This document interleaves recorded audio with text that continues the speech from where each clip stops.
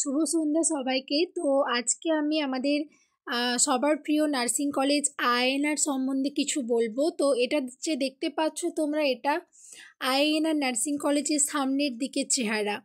তো এই যে দেখতে পাচ্ছ খুব সুন্দর সুন্দর গাছ আছে কলেজের ক্যাম্পাসের সামনে। আর এটা হচ্ছে যে আমাদের কলেজের বিল্ডিং, যেটা কিনা 5 তলা বিল্ডিং।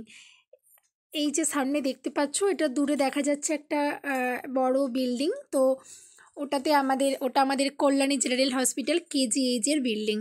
তো আমাদের কলেজ যেটা কিনা BSc nursing, GNM nursing, post basic BSc nursing এবং এমএসসি নার্সিং সমস্ত রকমের কোর্স আমাদের কলেজে করানো হচ্ছে।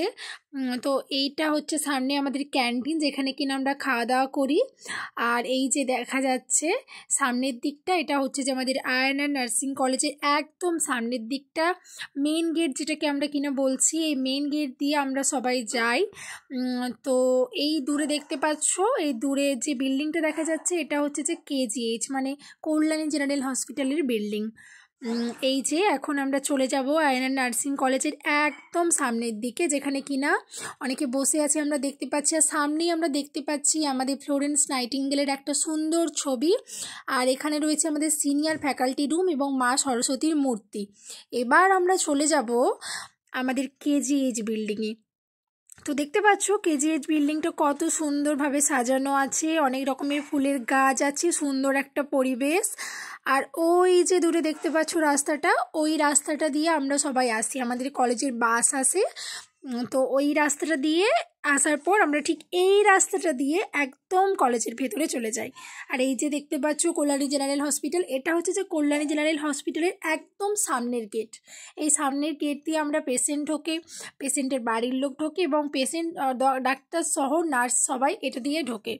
তো এইবার আমরা চলে যাচ্ছি বিএসসি 4র্থ বর্ষের ছাত্রীদের রুমে। তো আজকে আমাদের রিলিজ লেটার দেয়া হবে। আজকে আমরা 4 বছর কমপ্লিট করছি, আমাদের পরীক্ষা আগেই হয়ে গেছে। আজ আমাদের রিলিজ লেটার দেওয়া হবে। দেখতে পাচ্ছ সবাই বসে আছে, সবাই খুব ধৈর্য ধরে অপেক্ষা করছে কখন আমরা রিলিজ পাবো। অনেকে 24 তারিখ বাড়ি চলে গিয়েছে। তো যারা যারা বাড়ি যেতে পারেনি তারা আজ বাড়ি যাবে। তো সবাই খুব ধৈর্যের সাথে অপেক্ষা করছে যে কখন সবাই বাড়ি যাবে, কখন সবাই রিলিজ পাবে। তো দেখতে পাচ্ছ আমরা 97 জন আমরা এই বছর